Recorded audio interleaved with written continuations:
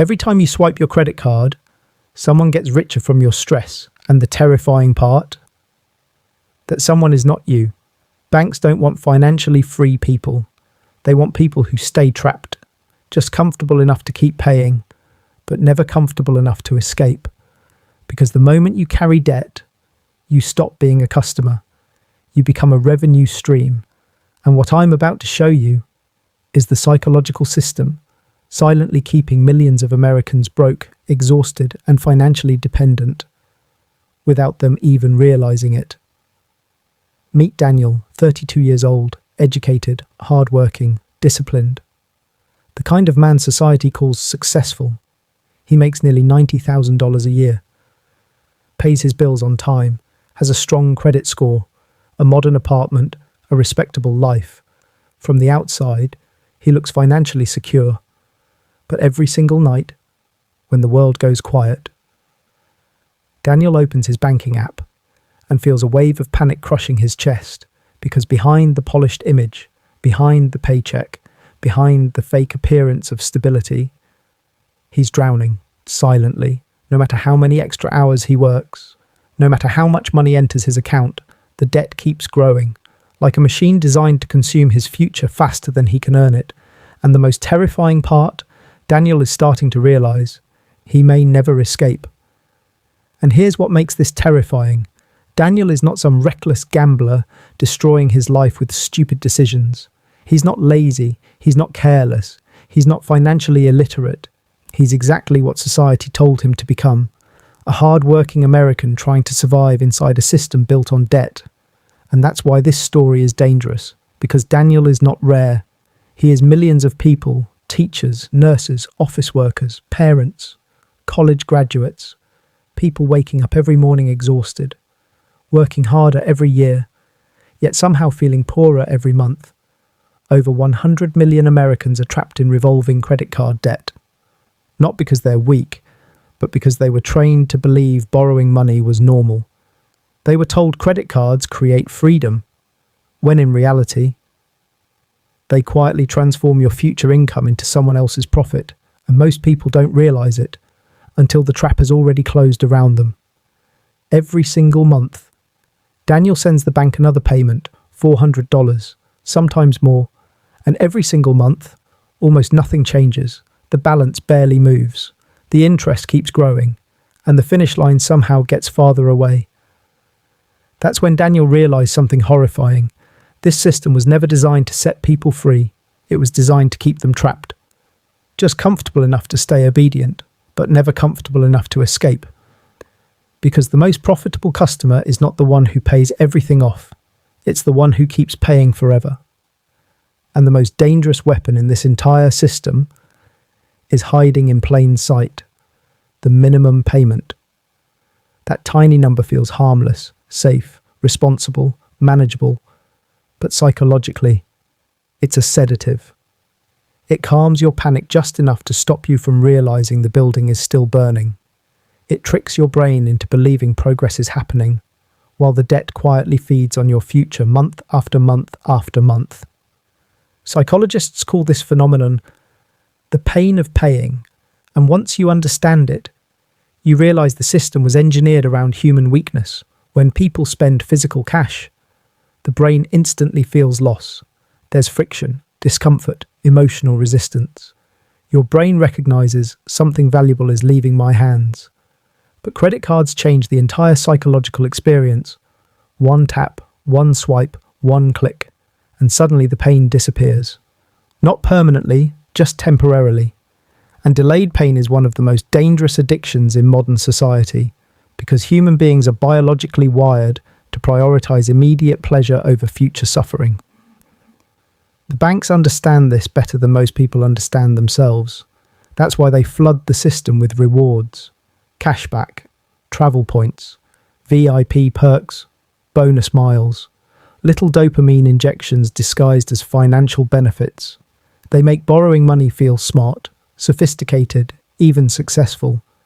But underneath the shiny rewards, something darker is happening. Every swipe slowly rewires your brain, not just to spend, but to normalize debt itself. The card becomes emotional anesthesia.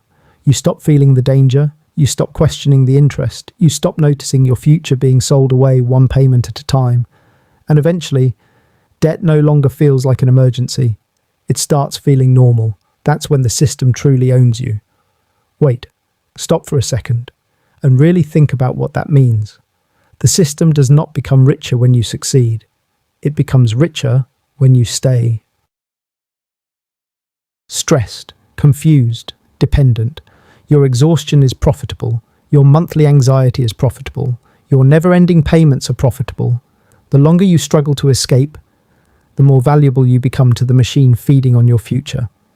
And the most disturbing part, most people spend their entire lives believing the system is helping them, while it quietly grows stronger from their financial pain. Daniel truly believed he was doing everything right, working longer hours, taking extra shifts, pushing through exhaustion, sacrificing sleep, sacrificing peace. He thought hard work would eventually set him free, but something terrifying kept happening. The harder he worked, the faster the system consumed him.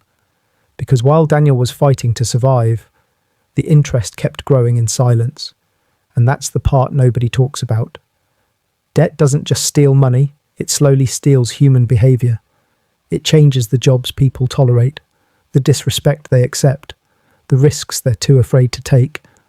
People stop chasing purpose and start chasing the next payment due date. Dreams get delayed, freedom gets postponed, potential gets buried under survival mode. Because when someone is financially trapped, they become psychologically controllable. Fear replaces ambition, exhaustion replaces creativity, and survival becomes their entire identity. That is the real cost of debt. Not just what it takes from your bank account, but what it takes from your mind. And the darkest part, a population trapped in survival mode is incredibly profitable. But the trap goes far deeper than money. Because modern culture has mastered one dangerous sentence: you deserve it. A newer car, a bigger apartment, a luxury lifestyle funded by borrowed money. People are trained to confuse consumption with success, and social media makes the illusion even worse. Everyone looks rich, everyone looks happy, everyone looks ahead. But behind the filters and fake smiles, millions are silently collapsing under financial pressure. Nobody posts the sleepless nights, the overdraft alerts, the panic attacks before payday. Nobody shows the moment they realize their paycheck is no longer theirs, because it already belongs to debt. One night, Daniel stared at his credit limit for almost an hour, and suddenly, he asked himself a question that completely shattered his reality. Not, how do I get a higher limit?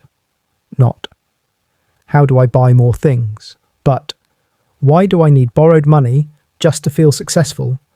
And in that moment, the illusion broke. Because real wealth was never about expensive lifestyles, luxury brands, or pretending to look rich online. Real wealth is waking up without fear, owning your time, your decisions, your peace of mind, because the freest person in the room is usually the one who owes nothing to anyone. Daniel finally saw the truth nobody had ever taught him. The game was never about mastering debt. It was about escaping dependence before dependence destroyed his future. Because the moment someone needs borrowed money to maintain their lifestyle, they stop living freely. They start living conditionally. So Daniel changed everything. He stopped trying to impress people who never cared about him, stopped upgrading things that added no real happiness, stopped buying temporary pleasure with permanent payments, and slowly, something unexpected happened. The anxiety faded. The pressure weakened, the constant fear disappeared. For the first time in years, Daniel wasn't surviving anymore. He was finally breathing like a free human being. Here's the uncomfortable truth most people avoid hearing. Banks are not villains for wanting profit. That is what businesses are built to do. But the danger begins when people enter a financial system they do not fully understand. Because debt is never just financial, it becomes psychological. And if you do not consciously control it, it slowly begins controlling you, your choices, your confidence, your future. The most dangerous prison is not the one made of steel bars, it's the one society applauds. The prison where people look successful online, while privately suffocating under pressure, payments, and silent fear. And maybe true freedom was never about earning more. Maybe true freedom begins the moment you stop needing so much to feel valuable. The moment Daniel stopped borrowing money to maintain an illusion, something inside him changed forever. The fear disappeared, the pressure weakened, the chains finally broke, because real wealth was never the luxury he financed. It was the peace he no longer had to borrow, and for the first time in his life, Daniel felt truly free. The richest people are not those who borrow the most, but those who no longer need permission to live freely. Subscribe. The next truth is darker.